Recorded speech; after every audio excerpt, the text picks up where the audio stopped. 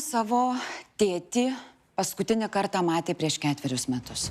Nežinau, kur mano tėvas yra dabar ir kas jam atsitiko ir aš nežinau, ar jis tikrai yra miręs.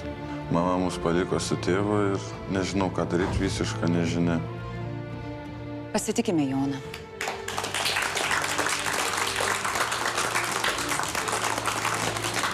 Labas, Jonai, prisėski vidurį. Tai, Jonai, kas atsitiko, kad apie savo tėtį neturit jokių žinių? Prieš 4 metus paėmė ir išvažiavo, kaip ir dauguma jaunimo išvažiavo ir žmonių dirbti į užsienį. Kur jis išvažiavo? Į Angliją. Į Angliją. Nežinom, nei kokį miestą, nieko.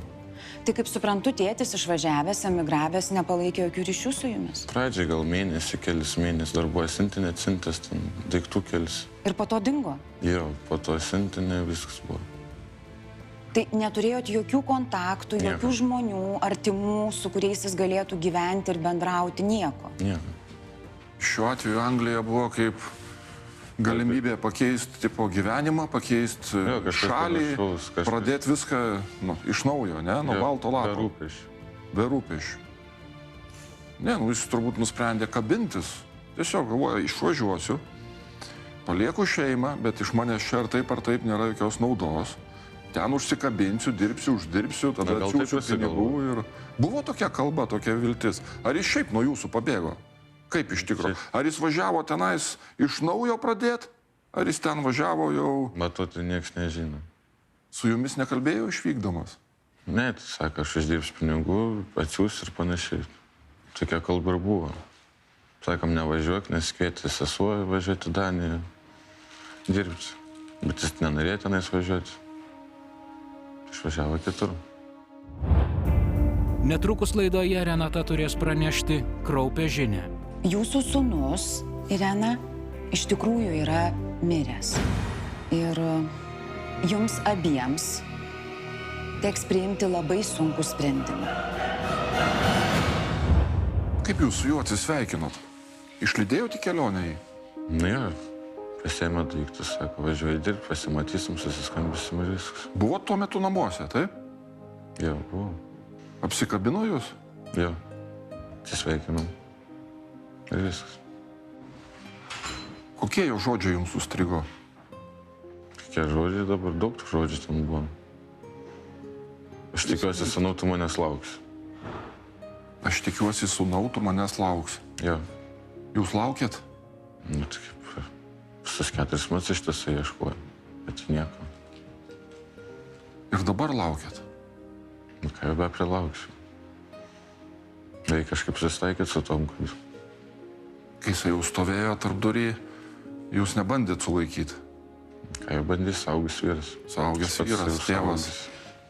Man pačiam nėra labai skaudu, bet man skaudžiavęs dėl seseris ir brolio, nes dar brolis jaunas. Bet jis ir jis jau susitaikė su tom, kad jau viskas. Staiga iš sūnaus tapot kaip tėvų. Dabar esat atsvara savo seseriai, savo broliui jauniausiam. Viskas panašaus. Pavyzdys. Kad reikia būti stipriam ir bandyti griebtis kaip mes. Jonai, labai greitai tau reikės priimti be galo sunkų sprendimą ir tu turi tam ruoštis. Bet kol kas aš norėčiau į studiją pakviesti tavo močiutę. Pasitikim Ireną.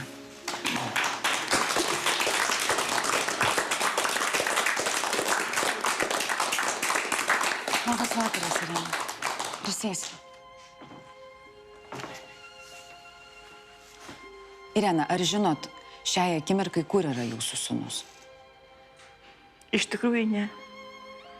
Žinot, kad tik Anglijoje? Nu, žinau, kad Anglijoje. Ir kad nebegyvas. Ar nežinot to? Negaliu pasaišti, tik ir netikiu. Ir galvoju, ir negalvoju šitą. Šiai dienai, šiai akimirkai jūs neturit jokių oficialių žinių, kas atsitiko, kur yra jūsų sūnaus palaikai, jūsų tėčio palaikai, ar jie iš vis yra. Kas ten vyksta? Jūs nieko nežinot. Gerai, aš jau minėjau Jonui, kad labai netrukus jums abiems teks priimti labai sunkų sprendimą. Šitas sprendimas jūsų laukia ir jums reikės tiesiog čia ir dabar apsispręsti. Tas sprendimas yra toks. Jūsų sūnus, Irena, iš tikrųjų yra miręs.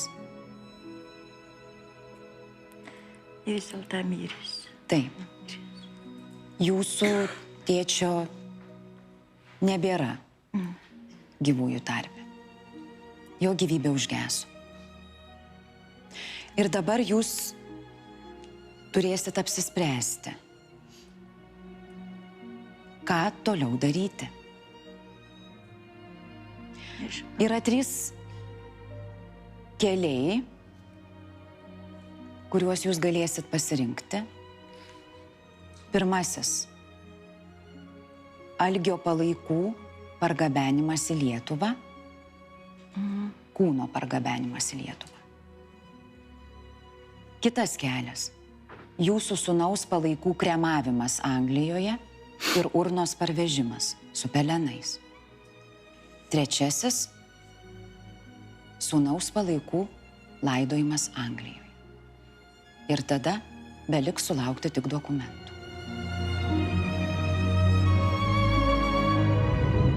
Moteris prašo pagalbos savo buvusiai marčiai. Mes atvažiavom gelbėti jūsų ir 2 visiškai nekaltų vaikų gyvenimą. Trekuojinai! Jai rūpi kaip... Ai, rūpi! Tikra mama pyksta, kad kažkas prašo jos dukrai pagalbos. Kaip tu? Nu, kaip tu numirti, kad tu sutulytum? Ir tu ašaras dabalėjai, ne? Žiūrėk, galų gale! Kokia karystė yra? Sudėtingi moterų ir mamų likimai. Reikia problemą neslėpti, o ją spręsti. Ar jūs tai suprantate?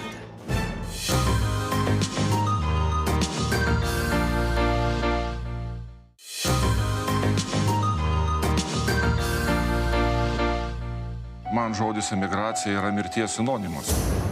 Žodžiais nenusakoma tragedija. Šių mamų sūnus jau niekuomet negrįš iš emigracijos. Ar žinot, šiai akimirkai, kur yra jūsų sūnus? Iš tikrųjų ne. Jis kažkur toliai ir mes negalim jo turėti, nei pamatyti, nei nieko. Skambinu, kad rado jį negyvą. Išvykę ieškoti laimės svetur, jie sudaužė artimųjų širdis. Lauki, verki, žiūri pro langą. Mano didžiausias noras, kad mes galėtumėm jį palaidot namuose. TV pagalba padarys viską, kad apmalšintų netekties skausmą. Jūsų sūnaus kūnas grįžta namo. Ką? Jau grįžta namo? Jo kūnas. Bendrom jėgom suorganizuosim jūsų sūnaus, jūsų brolio šermenis ir laidotuvės. Jonukai. Nežinau. Tokio atsakymo nėra. Jūs turite pasitarti ir dabar nuspręsti. O čia ir dabar. Dabar. Turime apgabenti ir viskas. Kremuoti, parsivežti pelenus. Nu. Kremuoti, parsivežti tikrai pelenus. Tai jūs sutinkat, kad Algio palaikai būtų kremuoti Anglijoje ir urna parvežta į Lietuvą? Toks būdas jums atrodo lengviausias. Kažkaip norės prisiminti. Jau geriau prisiminimus jo atvaizdą, nei dabar pamatyti jo atvaizdą grįžusi. Tai jau geriau kremuoti. Suprantu. Jūs norit, kad tas tėčio vaizdas, jo veidas išliktų, kai jisai išvažiuoja. Su viltim besišypsantis, sakantis jums žodžius lauk mane, sūnau. Ja. Dabar norėčiau pakviesti į studiją Denisą, laidojimo namų atstovą.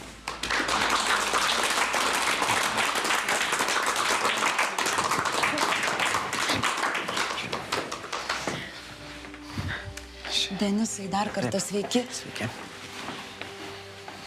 Irena ir Jonas apsisprendė dėl savo tėčio, dėl sūnaus palaikų. Ir būtent koks ten būdas būtų. Kremacija. Viskas tvarkoja. Ir urną pargabenti į Lietuvą. Jonas labai gražiai pasakė, jis nori prisiminti tėtį tokį, kokį jis išlydėjo į Angliją.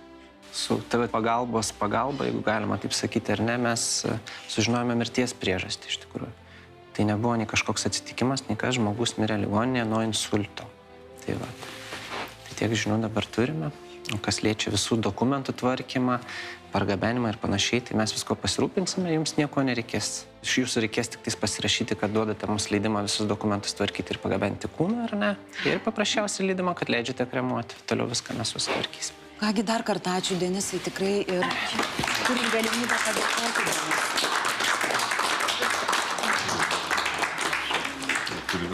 Ačiū. Stiprybės. Ačiū. Mes išeisime ten, dar aptarsime viską. Eime, aš su jumis dar pabendrausiu tada.